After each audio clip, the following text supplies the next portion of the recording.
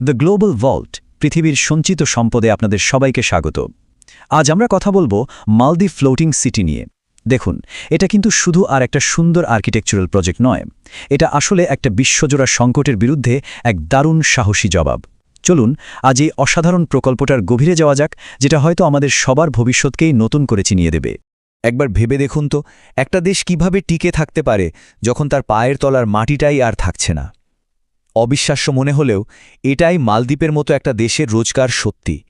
আর এই প্রশ্নটা, এটা কিন্তু শুধু একটা দেশের বেঁচে থাকার লড়াই নয়, এটা আসলে ক্লাইমেট চেঞ্জের সেই কঠিন সত্যিটার একটা জ্বলজ্বন্ত ছবি। এই সংখ্যাটা দেখুন, ৮০%।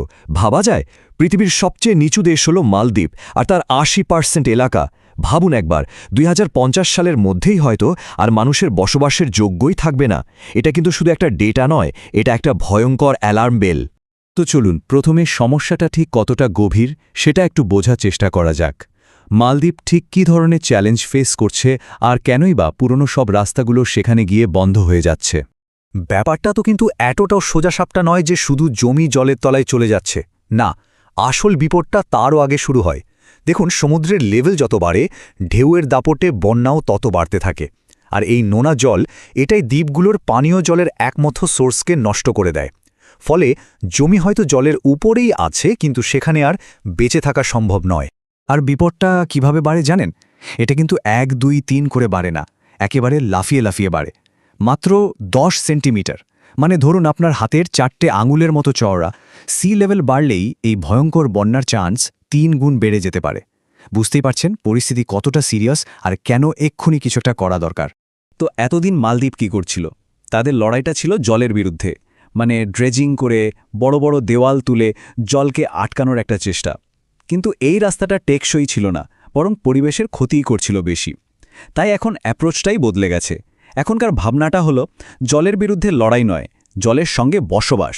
আর এই নতুন ভাবনারই একটা জ্বলজ্বন্ত উদাহরণ হল মালদ্বীপ ফ্লোটিং সিটি, বা সংক্ষেপে MFC। নিজেদের অস্তিত্ব টিকিয়ে রাখার এই লড়াইয়ে এটা যে শুধু একটা সাহসী পদক্ষেপ তাই নয়, এটা ভবিষ্যতের দিকে তাকিয়ে নেওয়া এক অবিশ্বাস্য উদ্যোগ। আচ্ছা, চলুন তো এক ঝলকে দেখে নেওয়া যাক প্রজেক্টটা আসলে কি। এখানে প্রায় ২০,০০০ মানুষ থাকতে পারবেন, আর তাদের জন্য থাকছে ৫,০০০ ভাসমান বাড়ি। পুরো শহরটা তৈরি হচ্ছে প্রায় ২০০ হেক্টর একটা লেগুনের উপর। আর সবচেয়ে মজার ব্যাপার কি জানেন? পুরো শহরটা হবে কমপ্লিটলি কার ফ্রি, মানে কোনো গাড়ি ঘোড়া চলবে না। ভাবা যায়? শহরটার ডিজাইনটা দেখুন, এটা কিন্তু শুধু দেখতে সুন্দর বলে এমনটা করা হয়নি, এর পিছনে একটা দারুণ সায়েন্স কাজ করছে। এই যে ব্রেন কোরালের মতো প্যাঁচানো ক্যানেলগুলো দেখছেন, এগুলো আসলে সমুদ্রের ঢেউয়ের জোরটাকে কমিয়ে দেয়, ছড়িয়ে দেয়। ফলে শহরের ভেতরের জল একদম শান্ত থাকে। মানে প্রকৃতির ডিজাইন নকল করে কি দারুণ একটা সমস্যার সমাধান। এর চেয়ে ভালো উদাহরণ আর হয় না। তো এখনও পর্যন্ত যা যা শুনলেন সেটা তো কিছুই না। এবার আমরা এমন একটা দিকে যাব যেটা শুনলে আপনারা চমকে যাবেন। এই শহরের একদম নিচে এমন একটা সিক্রেট টেকনোলজি লুকিয়ে আছে যা সবকিছু বদলে দিয়েছে, যা এই শহরকে সত্যি রেভলিউশনারি করে তুলেছে। হ্যাঁ, ঠিকই শুনছেন।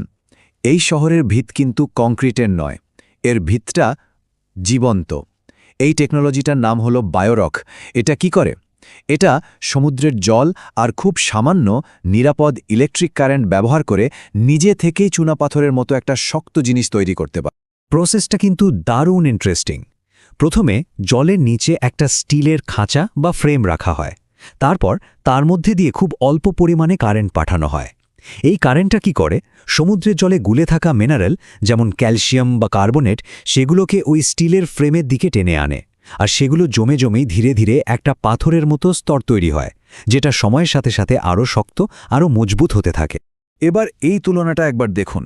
একদিকে সাধারণ কংক্রিট আর অন্যদিকে বায়োরক।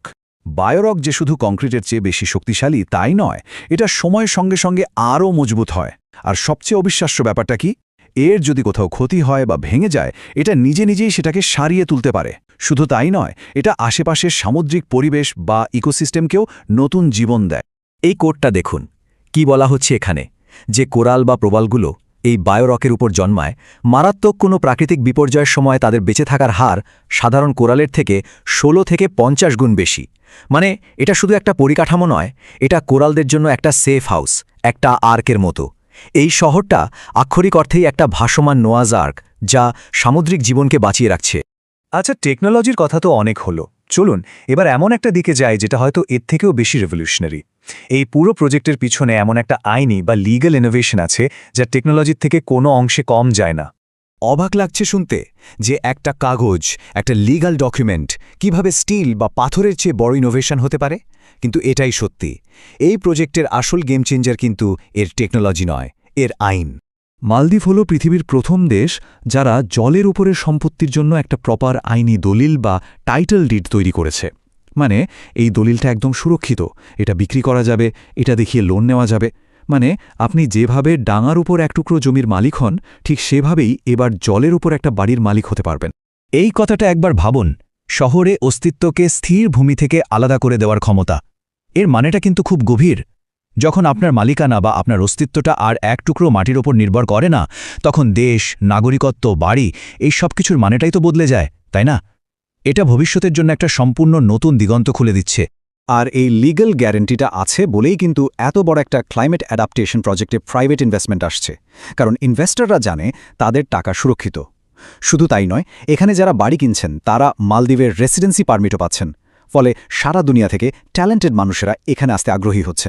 তো সবশেষে চলুন দেখি মালদ্বীপের এই প্রজেক্টটা কেন শুধু মালদ্বীপের জন্য নয়, বরং আমাদের সবার জন্য, পুরো পৃথিবীর জন্য একটা গুরুত্বপূর্ণ মডেল হতে পারে। দেখুন, পৃথিবীতে কিন্তু আরও ফ্লোটিং প্রজেক্ট আছে, যেমন সাউথ কোরিয়ার ওশানিক্স বুসান। কিন্তু মালদ্বীপের এই শহরটা কয়েকটা দিক থেকে একদম আলাদা। প্রথমত, এর সাইজটা বিশাল। দ্বিতীয়ত, এর পিছনে সরকারি আইনি গ্যারেন্টি আছে। আর তৃতীয় এবং সবচেয়ে গুরুত্বপূর্ণ, এটা কোনো লাক্সারি প্রজেক্ট নয়, এটা সাধারণ মানুষের থাকার জন্য বানানো একটা শহর। এই তিনটে জিনিসই একে বাকিদের থেকে ইউনিক করে তুলেছে। তাহলে বটম লাইনটা কি? এই প্রজেক্টটা আমাদের ভবিষ্যতের জন্য কয়েকটা দারুণ রাস্তা দেখিয়ে দিচ্ছে।